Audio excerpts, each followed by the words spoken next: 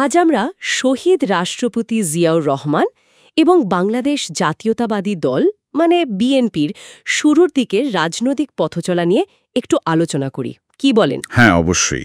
আমাদের কাছে যা তথ্য আছে সেগুলোর ভিত্তিতে আমরা দেখব জিয়াউর রহমানের জীবন, তার উত্থান। আর বিএনপি ঠিক কোন পরিস্থিতিতে তৈরি হলো, দেশের রাজনীতিতে দলটার প্রাথমিক প্রভাবই বা কেমন ছিল, তাই না? একদম। মূল লক্ষ্য হলো তার আর তার দলের উত্থানের পেছনের কারণগুলো একটু বোঝার চেষ্টা করা। আচ্ছা।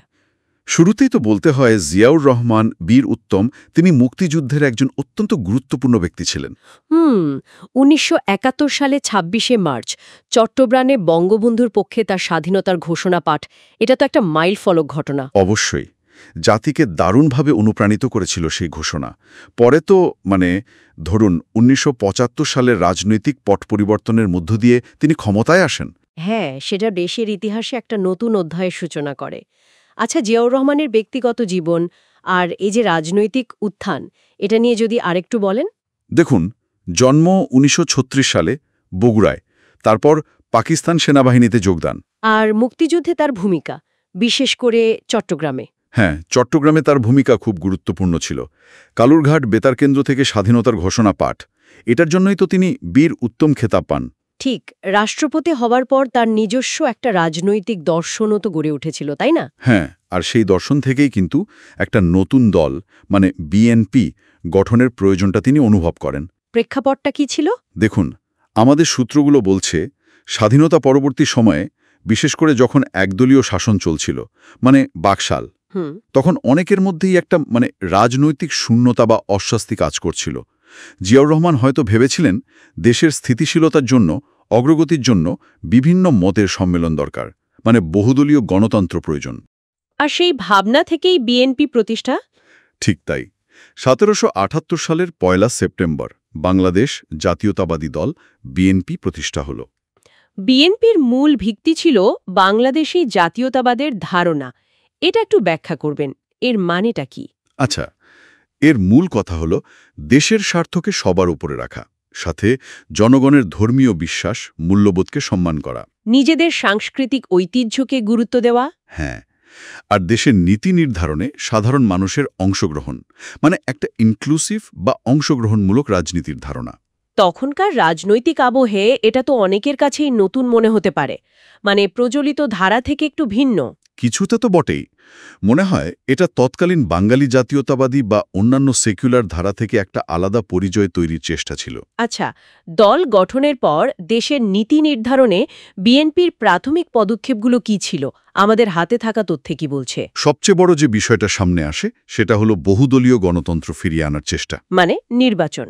হ্যাঁ, ১৯৭৯ সালে সাধারণ নির্বাচন হলো, একদলীয় বাকশাল ব্যবস্থা আনুষ্ঠানিকভাবে বাতিল হলো। এতে বিভিন্ন রাজনৈতিক দলের কাজ করার সুযোগ তৈরি হলো, অন্তত কাগজে কলমে। মতপ্রকাশের স্বাধীনতাও কি ফিরে এসেছিল? তত্ত্বগতভাবে হ্যাঁ, তবে এই পরিবর্তনটা কতটা মসৃণ ছিল বা দলগুলোর মধ্যে ক্ষমতার ভারসাম্য তৈরি করা, এগুলো নিশ্চয়ই চ্যালেঞ্জিং ছিল। রাতারাতি তো আর সবকিছু বদলে যায় না। না, অবশ্যই না। শুরুতে দলগুলোর নিজেদের সংগঠিত করা, সরকারের গঠনমূলক সমালোচনা করা, এগুলোতে সময় লেগেছে নিশ্চয়ই, তবে সুযোগটা তৈরি হয়েছিল। অর্থনৈতিক দিকে কি ধরনের উদ্যোগ ছিল? কিছু স্লোগানের কথা শোনা যায়। হ্যাঁ, যেমন খাদ্য চাই, কাজ চাই বা বাঁচাতে হলে গাছ লাগান, এই স্লোগানগুলো বেশ জনপ্রিয় হয়েছিল।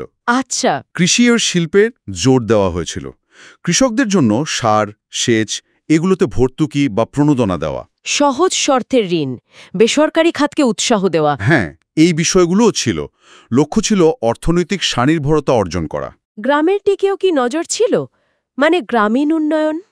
হ্যাঁ, গ্রামীণ অবকাঠামো, যেমন ধরুন রাস্তাঘাট, সেতু, কালভার্ট, এগুলো নির্মাণে জোর দেওয়ার কথা জানা যায়। শিক্ষা বা স্বাস্থ্য? গ্রামে নতুন স্কুল কলেজ তৈরি, স্বাস্থ্যকেন্দ্র স্থাপন, শিক্ষার প্রসারে শিক্ষক প্রশিক্ষণ, ছাত্রদের জন্য উপবৃত্তি, এই ধরনের কর্মসূচিও ছিল।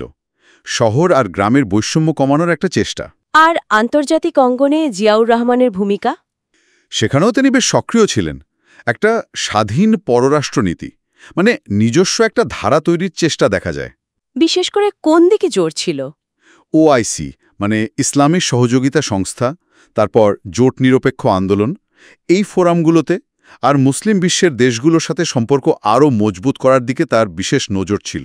এর মাধ্যমে কি আন্তর্জাতিকভাবে বাংলাদেশের একটা স্বতন্ত্র অবস্থান তৈরির লক্ষ্য ছিল?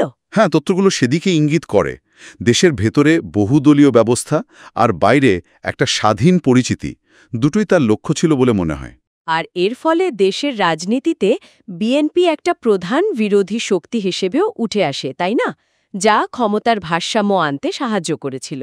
তাত্ত্বিকভাবে তো বটেই, একটা কার্যকর বিরোধী দলের উপস্থিতি গণতান্ত্রিক ভারসাম্য রক্ষায় খুব জরুরি। কিন্তু এই পুরো যাত্রাটা হঠাৎ করেই থেমে যায়। ১৯৮১ সালের ৩০শে মে চট্টগ্রামে এক সেনা অভ্যুত্থানে জিয়াউর রহমান নিহত হন। যা ছিল জাতির জন্য এক অপূরণীয় ক্ষতি। সন্দেহে নেই, তার মৃত্যু দেশের রাজনীতিতে একটা বড় শূন্যতা তৈরি করে। তাহলে সব মিলিয়ে যদি দেখি, জিয়াউর রহমান একাধারে মুক্তিযোদ্ধা, রাষ্ট্রনায়ক এবং একটি নতুন রাজনৈতিক দলের প্রতিষ্ঠাতা হিসেবে ইতিহাসে গুরুত্বপূর্ণ। অবশ্যই। আমাদের হাতে থাকা তথ্য অনুযায়ী তার সময়ে বিএনপি বহুদলীয় গণতন্ত্র ফিরিয়ে আনা, কিছু অর্থনৈতিক ও গ্রামীণ উন্নয়ন এবং আন্তর্জাতিক সম্পর্ক জোরদারে প্রাথমিক কিছু গুরুত্বপূর্ণ পদক্ষেপ নিয়েছিল। হ্যাঁ, এবং তার প্রতিষ্ঠিত বিএনপি দেশের রাজনীতিতে ক্ষমতার ভারসাম্যের ক্ষেত্রে একটি অন্যতম প্রধান শক্তি হিসেবে আবির্ভূত হয়। জিয়াউর রহমানের চিন্তাভাবনা, তার রাজনৈতিক দর্শন, এগুলো নিয়ে আজও বাংলাদেশে অনেক আলোচনা হয়, বিতর্ক হয়। এখানে একটা বিষয় কিন্তু ভাবনার। আমরা আজ আলোচনা করলাম বিএনপির একেবারে শুরুর দিকের আদর্শ, দর্শন আর কিছু পদক্ষেপ নিয়ে, যা আমাদের হাতে থাকা সে সময়ের তথ্যের ভিত্তিতে। কিন্তু সময় তো এগিয়েছে, রাজনৈতিক পরিস্থিতি বদলেছে, দলগুলোর কৌশল, অগ্রাধিকার অনেক কিছুই পাল্টেছে। বিএনপির সেই প্রাথমিক আদর্শগুলোর সাথে দলটির বর্তমান ভূমিকা বা রাজনৈতিক বাস্তবতার যোগসূত্রটা ঠিক কেমন?